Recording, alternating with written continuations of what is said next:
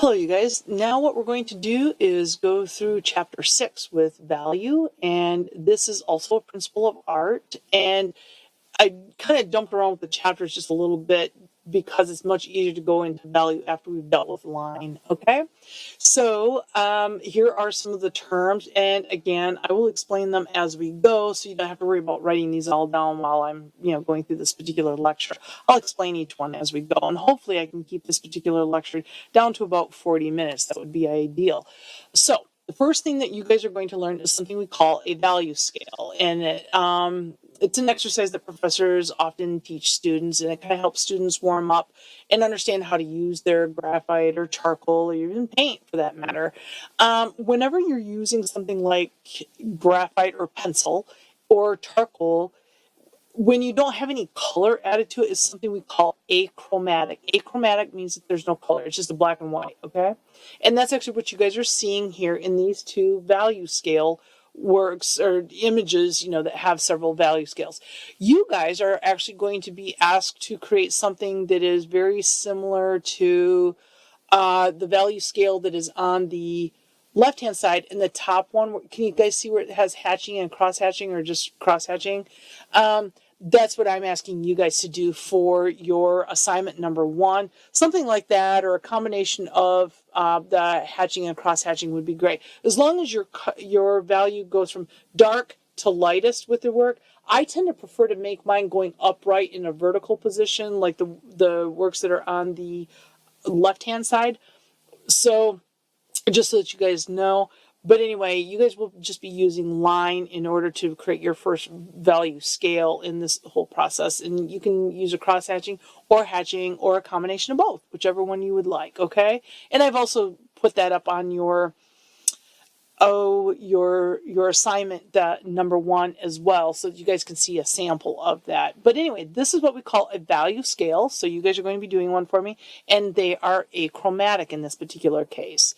Now, you guys will also now tend to learn what we're dealing with as far as how do we reference light and shadow, okay?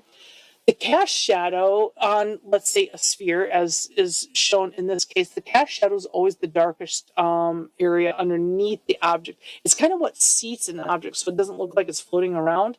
In your particular work, you guys will have to have a cast shadow, but you're going to be making it out of hatched lines or cross-hatched lines. Just depends upon what's going on. Which thing you're dealing with. But anyway, you'll have a cast shadow, then kind of like an area where the sphere is darkest on the area where it's furthest away from like the lighting system. And then you have an area where it's highlighted. That's where your highlight or your light is hitting the object head on. And then it just gradually, kind of like gradation, goes darker and darker and darker until it goes all the way around the back of that sphere. So we have the light area, shadow area, core of the shadow, which is kind of the darkest, and then reflected light, and cast shadow with these things. So that's kind of how we would end up talking about this. But even this little image of the sphere is actually in an achromatic quality because it doesn't have any color to it, right? So that's what's happening in that case. You guys can see the same thing here. You folks could even set up your own little sphere, or you can just, go with, kind of like the demo that I'll end up showing you guys. But anyway, notice the subtle gradations from light to dark. It's not an abrupt change overall, but rather very slowly there's a shift from the light area to the dark area, okay? You guys don't have to worry about the term called plastic value. I'm not really interested in making that go through. But even with the little cube up there at the top, you folks can also see that the face of the cube that is away from the light is in darkest, and then the face that is kind of in middle value, probably going toward the left. Yes, that one's a little bit, I don't know if it's a little bit lighter than the one that's up on top.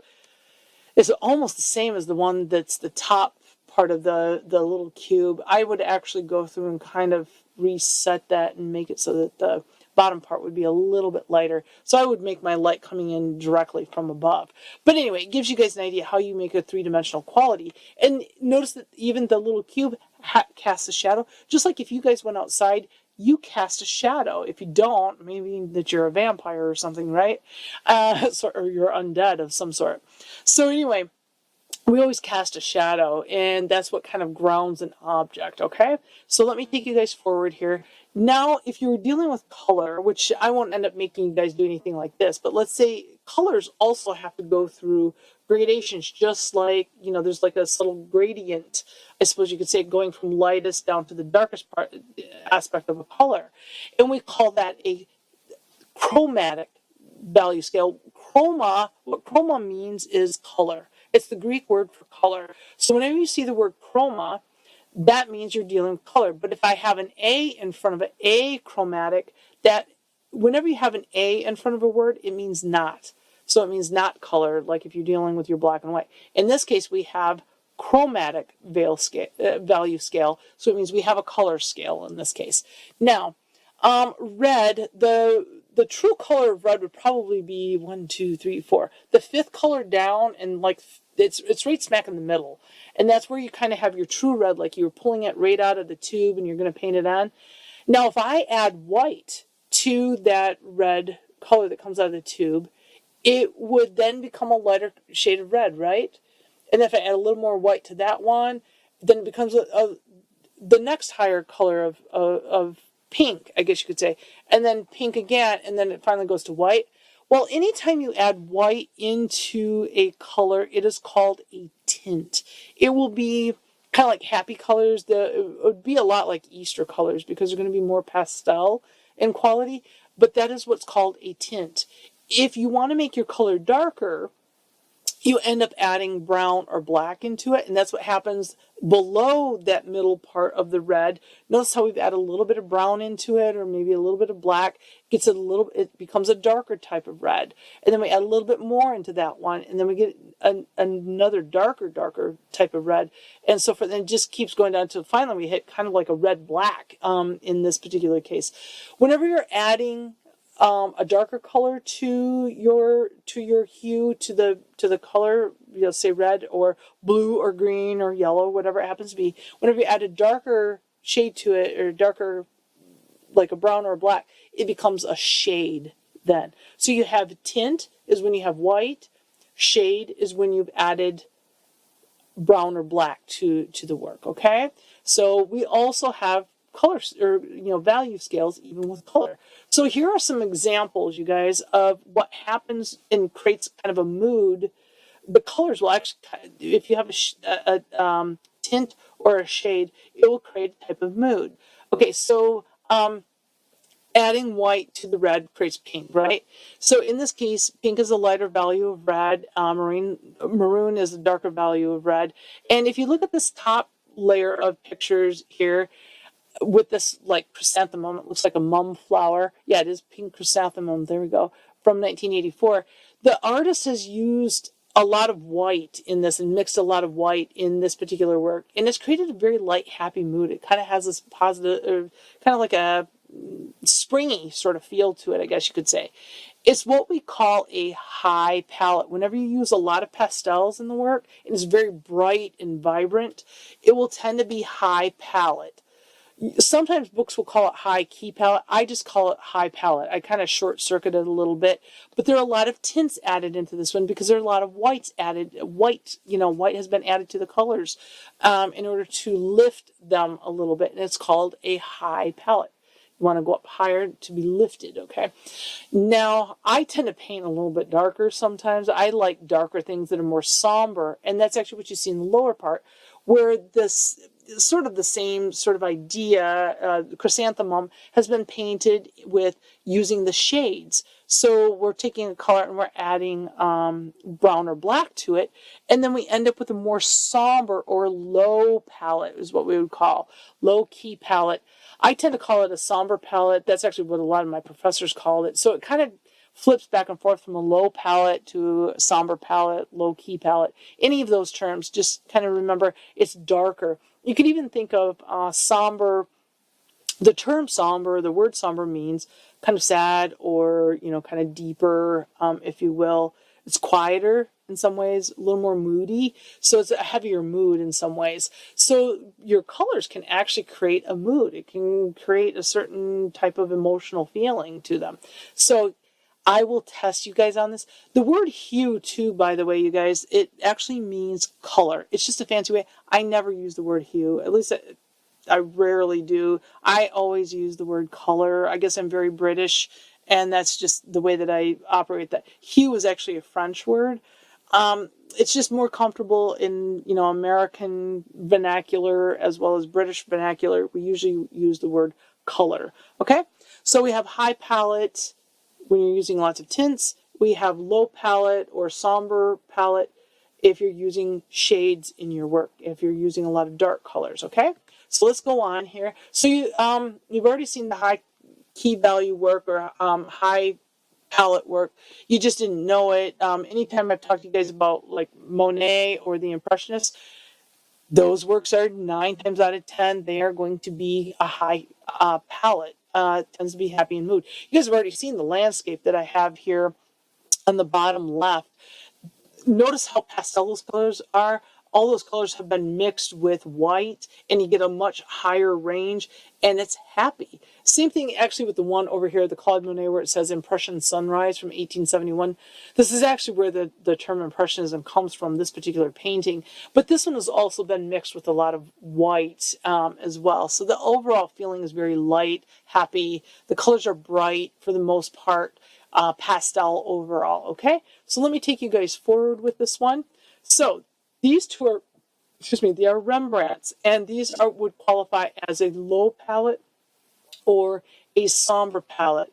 We're simply adding, the darker colors, or browns or blacks into this in order to make it so that it's a darker color overall. And it's a little more moody. Rembrandt was a little more moody for that matter. It's almost like light struggles to come out of his work. Actually, Leonardo da Vinci was very similar to this. His light struggled to come out of his work. He always even said, a great painter will struggle to bring light out of darkness. So that's kind of part of the deal that will tend to come with this. So same thing will happen even if you're dealing with, say, graphite or pencil or charcoal. You can have a high palette or you can have a low palette. It just really depends upon, it depends on how light the work is. So if you look at the work by Robert Bauer, Centinela, number 3 from 2004, that one would be classified as high palette. Even though you don't have any color in it, notice how much lighter it is versus the one from Katie Kolowitz. Katie Kolowitz goes down a very dark, moody line. Hers is very somber. Half the time her stuff is about death, and we've already talked about that. Wetting the Scythe, it's about death in this case, and you guys know a little bit about her too. So hers is a low palette. It's very moody, darker color or darker range, darker value associated with that. Okay, so let's go on here. So let's practice a little bit. The work over here on the left hand by Renoir from the 1880s is classified as impressionistic. Is Renoir's work low key or somber palette meaning, or high key or high palette? Again, I'm just kind of giving you those two terms. Most of you should have said high palette. It's mostly pastels in this case. He's also an impressionist painter, so usually those guys tend to go along that line. Now let me ask you guys this to kind of practice up. Is it representational or non-representational? Hopefully you guys said representational because you can see a little girl and a guy in there. Do you think it's a portrait, a landscape, still life, or genre painting? Probably genre. It's just kind of like everyday activities. This little girl is talking maybe to her dad out on a balcony in this case. We do have a lot of land in there, but because we have the humans in there, and they are kind of a focus, it knocks out the landscape and certainly knocks out still life, but that's not part of it. So it puts it kind of into the genre, maybe portrait category with that one. Certainly not a history painting by any means. Okay, let's go over to George de la Tour. Joseph the Carpenter from 1660s. This one is actually a Baroque work, which Baroque tends to take place around the 1600s. Is this a low palette or somber palette or a high palette? What would you guys say? Hopefully you said somber or low palette. And because it's very dark, it's definitely very different from the impressionistic work. You see all sorts of dark colors in there. Is it representational or non-representational? Hopefully you guys said representational. And now this is Christ. He's the one that's actually holding onto the candle. And this is his dad, Joseph, who's a carpenter. Joseph is working and Christ is kind of helping him. So since these are historical figures, it would be placed in the historical category. So the top layer of painting. So it would go into the historical aspect. Okay. So let's go on here. There we go. Okay. Now, let's take a look at John Quincy, his work that you guys saw with the line area as an outlining. And in this particular case, is it high or low palette? High key, low key. It's fairly bright, right? So we would tend to put this into a high palette area. There's a lot of white in there as well. So that would certainly be a cue for you folks. I would also classify this one as a still life because it's a teepee. And it, kind of falls into an object area for this one. And it is representational because you can recognize that it is a teepee. Let's go over here to Robert Eakins, the Rose Clinic, the fellow that was the doctor with the focal point in this one from the 1870s. Do you guys think, is it high palette or low palette? Somber. It's probably fairly somber. It's low palette in this case. Lots of browns in there, lots of dark colors in there. So it keeps it on more the somber line of thinking. Let's go to Vincent van Gogh to his Night Cafe from 1888. This one is again representational. Is it high or low key or high or low palette? What do you guys think? Hopefully you guys said high palette because it's very bright. Same thing with Jasper Johns. That one is pretty doggone bright. It's not dark by any means, so it also falls into the category of being a high palette as well, or high key, if you will. And you guys can see the same thing here with these drawings that are created by Martha Elf. Matter of fact, my work has often been compared to hers. She is an artist that makes very small lines on her paper, and gosh, she's very good at creating lifelike drawings and so forth. And she gives you all sorts of value that tends to come with this as well. So notice how she's built up the darks, many, many lines. She's using a number 6, 7, and 8B pencil to get those dark areas around those little pears. Same thing with this. I don't know if it's a persimmon. It looks like a persimmon to me, not a tomato. For a long time, I always thought it was a tomato, but it's actually persimmon. I just have never eaten a persimmon, so I don't know what, not as familiar with them. But anyway, it gives you guys an idea with working with those gray tones and how you get value. Value just means going from the light to dark to create a three-dimensional image, okay? And photography will do the same thing. Photography is an excellent medium to capture the effects of light playing off the surface of an object, so you have to have your lights versus your darks in this, your value scale in order to actually see the object. And people who are very, very good with photography really are paying attention to the light in the dark areas so that the light areas come forward and, kind of make it so that you focus in on a certain area while other areas will be very, very dark in scale and the value scale and go to the back. So Imogene Cunningham with her calla lilies, is it low palette or is it a high palette, do you guys think? This one could actually be both because you do have a really dark background, but those calla lilies do really come forward with it. So this one's kind of a balanced area. I would say the one over here with the magnolia blossom, that one tends to be more light in palette or kind of like a high key value because it has more lights than it does darks, okay? So I kind of go in that direction. So let's go on. The word chiaroscuro, this word will come up often. Sometimes I get sick of it. But chiaroscuro, what that means is that you're creating a three-dimensional object because you put highlight on one side and then you have darkness on the other. It's what makes it so that something looks three-dimensional. That's what chiaroscuro is. It's an Italian word. It just literally means light up against dark, okay? So, as a matter of fact, I have it under the green area where it's chiaro means light, oscuro means dark, refers to the balance of light and dark in a picture.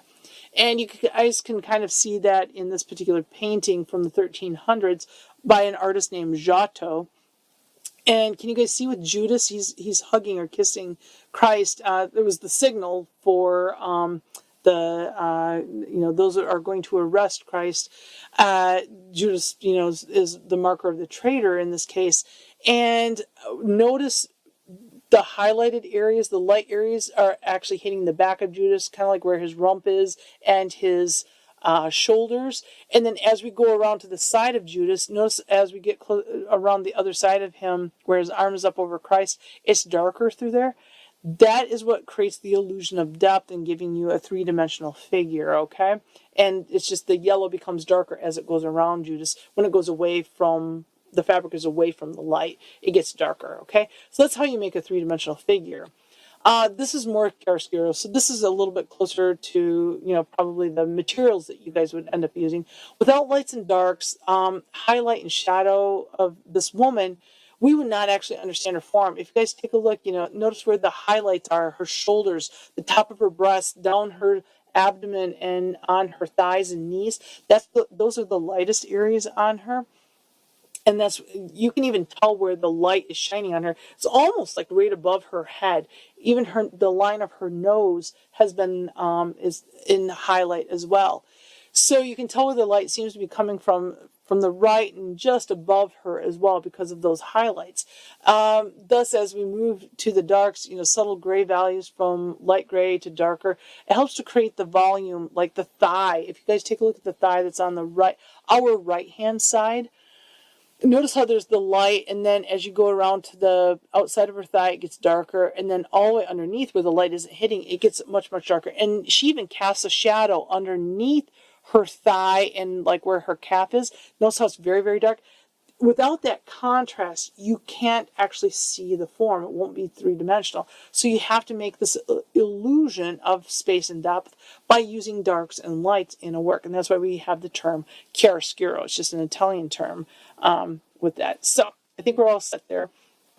Leonardo da Vinci kind of explores that chiaroscuro term. He actually invents something we call sfumato.